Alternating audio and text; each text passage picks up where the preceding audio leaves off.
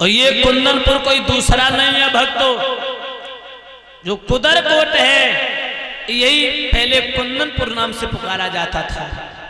इसी में एक राजा राज करते थे जिनका नाम था भीष्मक, जिनकी पत्नी का नाम था सुद्धमती, और 5 लड़के थे इनके घर में, रुकुम, रुकुम रथ, रुकुम माली, रुकुम बाऊ, रुकुम केश। एक कन्या पैदा हुई थी जिसका नाम रखा था देवर्षि नारद ने रुक्मणी। और रुक्मणी माता बहनों बड़ी सुंदर थी, और राजा जितना प्यार बेटों से करते थे उतना ही प्यार अपनी बेटी से करते थे। धीरे धीरे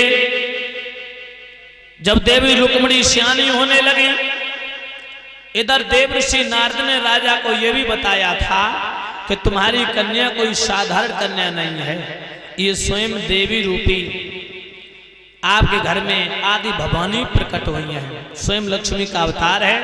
इनका विवाह भगवान कन्हैया के साथ में होगा। तो भीष्मक को और खुशी हुई थी कि चलो मेरे घर में अगर कन्हैया दामाद बन के आएंगे तो मेरे तो सारे कुर्मा खानदान का कल्याण हो जाएगा, क्योंकि भगवान के जहाँ चढ़ रजों की चरणों की धूल, चरणों की रज अगर मस्तक पर पड़ जाए तो वो प्राणी तो जो है धन्य हो जाता है। महाराज भीष्मक बड़े आनंदित होते। धीरे धीरे देवी रुक्मणी सियानी होने लगी। माताओं बहुत सुंदर रुक्मणी थी। इधर रुक्मणी जी ने बचपन में ही भगवान की जब लीलाओं को सुना, भगवान के यश और शौर्य को सुना, भगवान की वीर गाथाओं को सुना, भगवान कन्हैया को मन ही मन में रुक्मणी ने स्वीकार कर लिया। और माताओं बहनों स्वीकार भी किया है। भक्त भगवान को स्वीकार करता है तो भगवान की दृष्टि से, लेकिन देवी रुक्मणी ने भगवान कृष्ण को अपने पति के रूप में स्वीकार किया। बचपन में भगवान की गाथाएं गाती हैं, भगवान का ही भजन करती हैं, भगवान की लीलाओं का चिंतन करती हैं, भगवान का ही स्मरण करती हैं।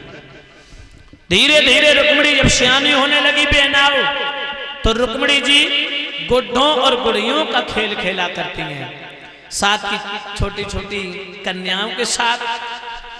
जब सहेलियों के साथ गुड्ढों गुड़ियों का खेल खेलती हैं, एक दिन रुक्मणी को समय हो गया था, लगभग में दोपहर का वक्त हो गया माता बहनों, मगर देवी रुक्मणी ने भोजन ग्रहण नहीं किया।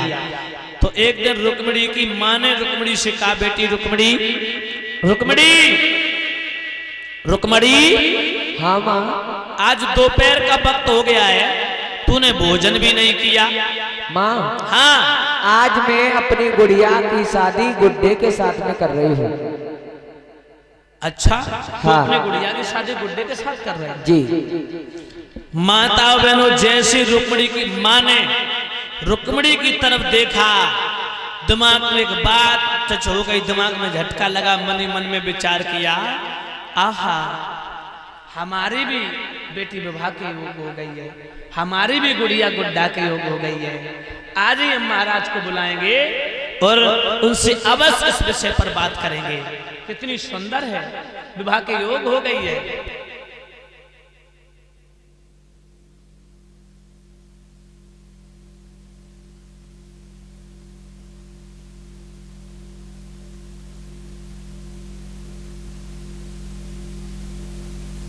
भक्तों, उसी समय रुक्मणी की मां को चिंता व्याप्त हो गई। और घर में जब कन्या विवाह के योग हो जाती है तो हर माता पिता को चिंता लग जाती है। हर एक माता पिता के मन में यही विचार आते हैं कि हमारी कन्या का विवाह हो, वो सुंदर घर हो, सुंदर वर हो, सुंदर परिवार हो, समाज में सम्मान हो। उसी समय दासियों को बुलाया है, कहा है कि अब हम अपने महाराज को समझाएंगे और कोई सुंदर राजकुमार की तलाशी करवाने के बाद अपनी कन्या के तत्काल ही पीले हाथ कर देंगे। बांदी से कहा, बांदी इधर आओ, इधर आओ।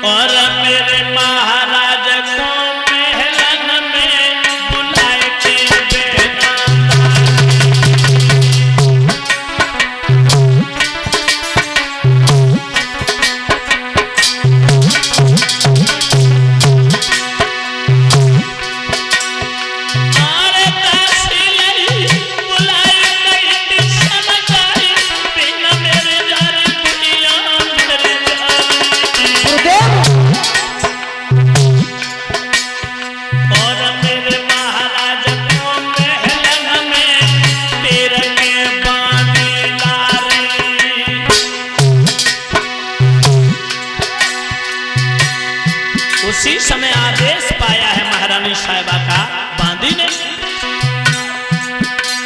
सोई चली पितरिया रत्न भवन से मस्कत जा अधूरा चाल।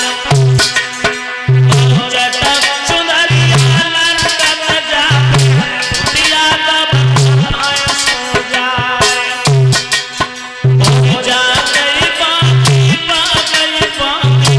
बांदी लगी कला कर जाए। कमर को लचका लचका लगा कमर बल था। जा गई बांदी दरवाजे पहुंची गई जाए। सोई हाथ जोड़ के अब बांदी और राजा से करती जुहार। तुम्हें बुलाओ महारानी संग चलन हो तैयार से। चले पे राजा दरवाजे से पहुंचते रंग भवन में जाए पे। आपस देखो ठाकुरानी बजरंग बल लो तो नवाई कोई। देखी विजया मोर पंख घूरन लगी ईते प्यार कोई। हाथ जोड़ा महारानी बोली मेरी सासू लगे राजकुमार। घर में बिटिया सियानी हुई सजना साफ रहे समझा।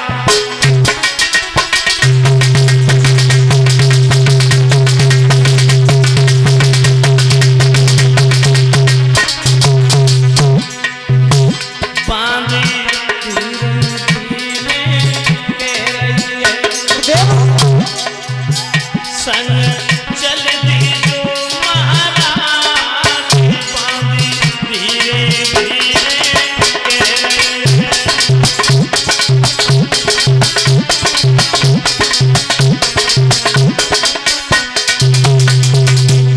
माता बहनों बांदी ने राजा से कहा महाराज आपको रानी ने बुलाया है।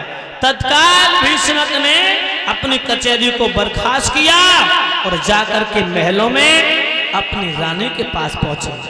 रानी ने आता हुआ देखा, अपने पिया के लिए कुछ आसन डाल दिया, पानी भर के लाई, दौड़ करके थाली ले आई, चरण पखारे, चरण धोने के बाद चरणामृत लिया। उसके बाद दोनों हाथ जोड़े और पैर पकड़ के रानी कहने लगी महाराज। राजा कहने लगे देवी आज तुमने अचानक दोपहर के समय महलों में बुला लिया, मतलब क्या है, कोई खास बात थी? रानी कहने लगी महाराज तुम्हें नहीं पता, तुम्हारी कन्या रुक्मिणी विवाह का योग हो गई है। कोई सुंदर घर भर देख लो और अपनी कन्या के पीले हाथ कर दो।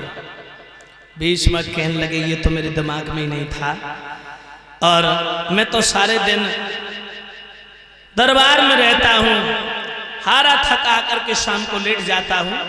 तुमने बहुत अच्छी बात बताई देवी, तत्काल ही मैं जाऊंगा, अपने 5 पुत्रों से विचार विमर्श करने के बाद कोई सुंदर राजकुमार की तलाशी करवाऊंगा। और माताओं बहनों भाई बंधुओं एक बात ध्यान रखना, 1 बरस से लेकर के और कम से कम ज्यादा नहीं 9, 10, 11 बरस तक तो बच्चे से प्यार करना चाहिए,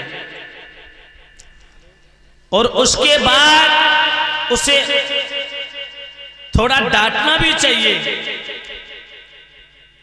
ध्यान रखना रमेश, 8, 9 बरस के बाद 15, 16, 17, 18 बरस तक उसके ऊपर कंट्रोल रखो और उसे दुश्मन की निगाह से देखो, प्यार की दृष्टि से नहीं बेटा रमेश। दिल में प्यार रखो लेकिन नजर दुश्मन की तरह होनी चाहिए। और 18 बरस के बाद जब योग हो जाता है, अच्छी शिक्षा दृढ़ कर लेता है, संस्कार अच्छे बन जाते हैं माता पिता के, तो फिर माता बहनों से मित्र की तरह उससे सलाह भी लेनी चाहिए। भीष्म कहने लगे हमारे बेटा जवान हो गए और उनसे हम कोई प्रस्ताव रखेंगे, उनकी दृष्टि में कोई राजकुमार सुंदर होगा, अपने कन्या का विवाह तय कर देंगे। भीष्मक वहां से चले हैं भक्तों, और माताओं बहनों राज दरबार में जाकर के प्यारे, उसी समय 5 पुत्र बैठे थे। हाथ जोड़ करके महाराज भीष्मक सभा के बीच में खड़े हो गए, जहां दरबारी लोग बैठे थे, और एक ही प्रस्ताव रखा। सभा में बैठे हुए हमारे प्रिय बंधुवर, पधारे हुए सभी मान भाव, हमारी कन्या रुक्मिणी विवाह के योग हो गई है। उसके 5 भाई भी सभा के मध्य में बैठे हैं। हम आप लोगों से एक विचार विमर्श करना चाहते हैं, एक सलाह लेना चाहते हैं। आप लोग उचित सीख दें। मेरी कन्या रुक्मिणी विवाह के योग हो गई, उसके लिए कोई आप लोगों की दृष्टि में राजकुमार हो, सुंदर, सुख वैभव, धन दौलत, उसकी कीर्ति अच्छी हो, आप कृपा करके बताएं। माता बहनों, इसी के साथ साथ श्री शिव शंकर यादव प्रधान, जो भोला नगरिया के निवासी हैं, जो सप्रेम भेंट में 101 मुद्राएं देकर के व्यासपीठ को सम्मानित, और श्री नरेंद्र सिंह भोला नगरिया से ये भी सप्रेम भेंट जो है प्रदान करते हैं। भगवान कन्हैया सदा इन देवियों के जीवन में सुख और समृद्धि देते रहे, समाज का सम्मान मिलता रहे, हमेशा ही घर परिवार में मंगलाचरण होते रहे, यही गोविंद से प्रार्थना है। बोलिए गोविंद भगवान की जय हो।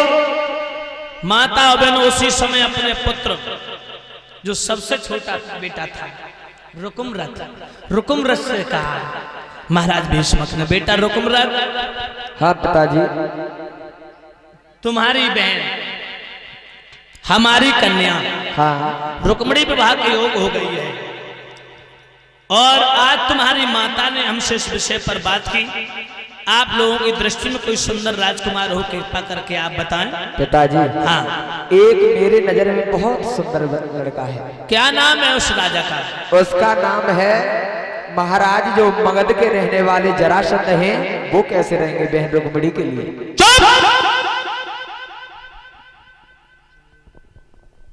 एक बात बता, तुझे शर्म आनी चाहिए रे। एक बात बता, कहां रुक्मिणी, कहां वो बूढ़ा जरासंध? तू ऊंट के गले में बकरिया लटकाना चाहता है? कहां मेरी सुंदर सुकुमारी रुक्मिणी, और कहां वो बूढ़ा जरासंध जिसे भगवान ने 17 बार युद्ध में हराया? उसके साथ कदापि नहीं मैं शादी करूंगा। बेटा रुकुमकेश, हाँ पिताजी, तुम्हारी दृष्टि में कोई सुंदर राजकुमार हो, तुम बताओ। हमारी दृष्टि में हाँ, धर्मराज कैसे रहेंगे पिताजी? खैर बेटा, धर्मराज है तो धर्मात्मा, धर्म व्रतधारी बड़े सुंदर हैं, उनके विचार भी, लेकिन रुक्मिणी के योग वो भी नहीं रहे उचित।